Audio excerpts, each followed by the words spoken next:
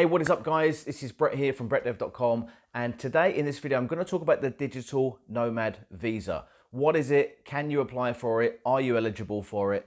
And also I'm going to give you some alternatives if you are not eligible for it. Now before we get into it, if you are thinking about becoming a digital nomad and you are just starting out on your digital nomad journey, then head over to brettdev.com/workshop, because over on my website I've got a full 4-part video series that you can watch that will actually help you get the ball rolling. It will show you what I do to work online, and you can kind of copy me and maybe perhaps follow in my footsteps. So to access that, all you have to do is go to brettdev.com/workshop or click the link in the description below. Digital nomad visa has been a topic of discussion for many, many years. People have always assumed or thought that Thailand has a digital nomad visa. Lots of other countries are very ahead of Thailand on this. They've had digital nomad visas for a long time with actually much lower requirements. And people have got different visas in the past confused with a digital nomad visa. So Thailand has kind of marketed various visas such as the Smart Visa as a digital nomad visa in the past. And in fact, it wasn't actually called a digital nomad visa, so it's created a lot of confusion. But now Thailand have actually come out with a digital nomad visa. It's called a digital nomad visa. Can you apply for it? Maybe a lot of you aren't going to be able to apply for it, but I'm going to go through the requirements, like I said, and I'm going to give you some alternatives if you don't meet the requirements. To start with, the applicant must work remotely for a company, clients, or own a business outside of the country where they wish to obtain a digital nomad visa. You also have to earn $80,000 per year. So if you're not earning $80,000 per year, you can't apply for it. There are some other ways around it, which I'll get to in a minute, but this is kind of the baseline application process. You must have health insurance coverage of at least $50,000 in Thailand, and you must work for at least 3 years at a publicly traded company that generates at least $150 million in annual revenue. Okay, you may also qualify if you earn no less than $40,000 a year for the last 2 years and hold a master's degree if you fall under this category. So really this is designed to pull in people that are perhaps working for a company such as Airbnb, working for, these different types of international companies in the West and who allow remote work. So this has probably come after, recent world events where everybody started to work remote. Thailand have seen this and they're thinking, well, if you're going to work remote and you're going to travel to another country, we're going to make it easier for you as an employee of Airbnb or whatever to come here and live. There are other ways you can apply for the digital nomad visa. One is you can have $1 million in financial assets in Thailand, so you can invest $1 million in Thailand. Another way is you can be retired with a $80,000 a year income, but you have to be over the age of 50 for this, and have a stable income like a pension. Okay, so if you've got a pension or if you're just over 50 and you earn over 80 grand a year, then you can also apply for a digital nomad visa.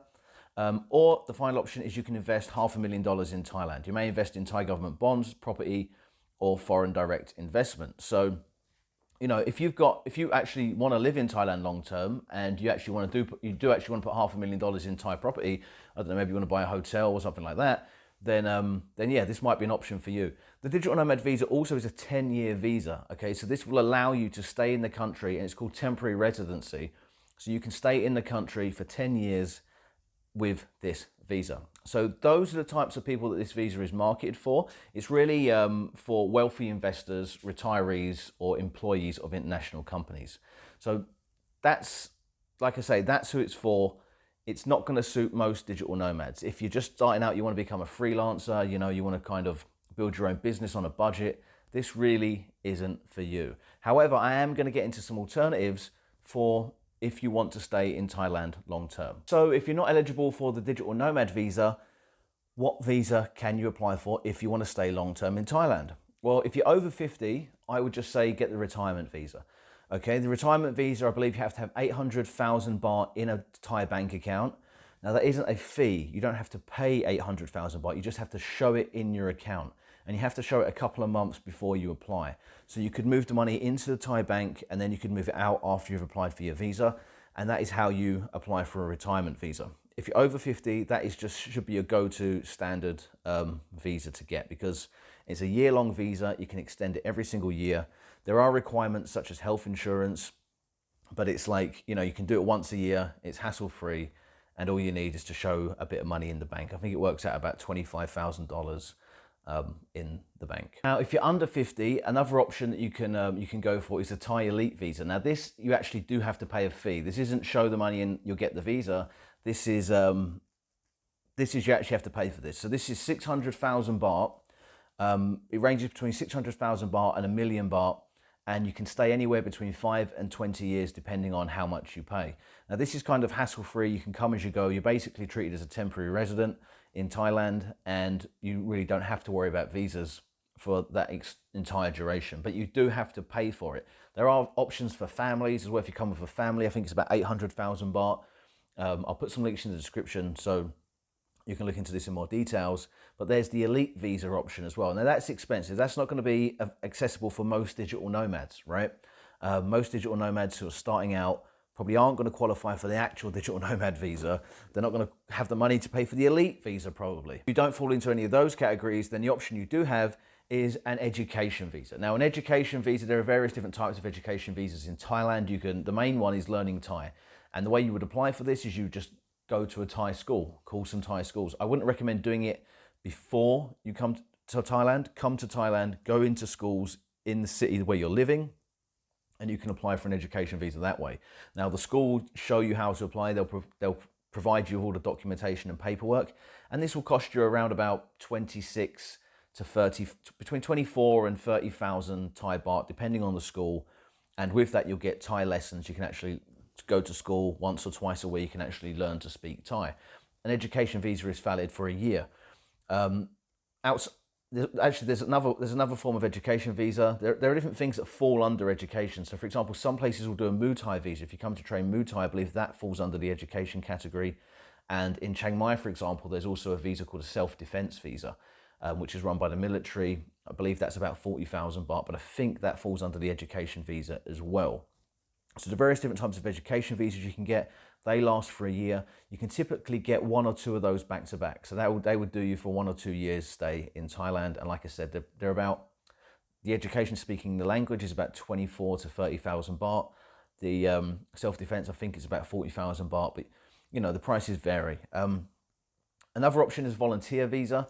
Now, volunteer visa is a little bit harder to come by. Again, volunteer visa will last you for a year, but typically you can stay on a volunteer visa longer than you can an education visa. And to get a volunteer visa, you really have to get them through a visa agent. So your best way to find a volunteer opportunity is to perhaps contact visa agents in Thailand, tell them you're looking to stay long term, and see what options they have available for you. Now, not all of them will, be able to facilitate a volunteer visa for you, but you can ask around, you can speak to different visa agents. And again, the price is going to vary, but do it when you come to the country. Now, you may be wondering, how are you going to do it when you come to the country if you don't have a visa? What you can get is a tourist visa before you come. So I would recommend, if you're just coming to Thailand for the first time, if you're looking to stay long term, don't worry about getting a long-term visa before you get here. Just come on a tourist visa.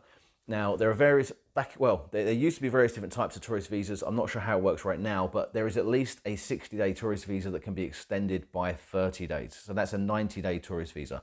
Apply for that one in your home country before you come to Thailand, and that will give you 60 to 90 days to then get this extended longer-term visa sorted.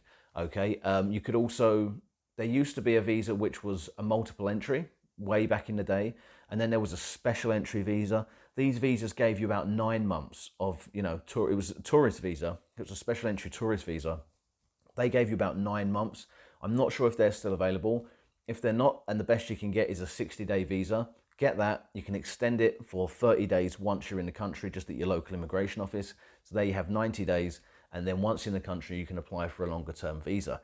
Now, when you do get to Thailand, what I would advise is, if you are going to go for an education visa, if you are going to go for a volunteer visa or something like that, don't wait around. Don't wait until your visa expires. As soon as you get to Thailand, within the first week or two, start speaking to schools, start getting the ball rolling, because it can take a little while for them to prepare your documentation. It can take them a month or up to about a month for them to get your documents ready. What you don't want to do is be right near the end of your tourist visa, then go and try and get an education visa or whatever it might be, and they haven't got enough time to prepare your documents and you have to leave. Now, the way you apply for most visas is, a lot of the time you can't switch the visa from a tourist visa to a different type of visa, to a long-term visa. What you have to do most of the time, depending on the visa, is leave the country, go to a Thai embassy, activate your visa outside the country, and then come back into Thailand. Now, I'm not sure if the same applies for a retirement. I think you may be able to switch over to a retirement, but I'm not sure because I'm not retired. I'm not over 50. But that's generally the case. But it's not a big deal because you can just get on a bus, you can get on a plane, you can travel to somewhere like Laos, you can go to Cambodia, and you can just activate your visa at the Thai embassy in Laos, or you can activate your visa at the Thai embassy in Cambodia. So those are some different options if you don't qualify for the digital nomad visa. There's requirements for the digital nomad visa. Like I said, they are for people working for companies, if you want to invest a lot of money, or if you already have a lot of income, or if you're retired, right? Scroll down, leave a comment. Let me know if this was helpful. Let me know what other questions you have, what else you'd like me to make videos about. And until next time, this is Brett from brettdev.com, and I'll speak to you soon. Take care. Bye-bye.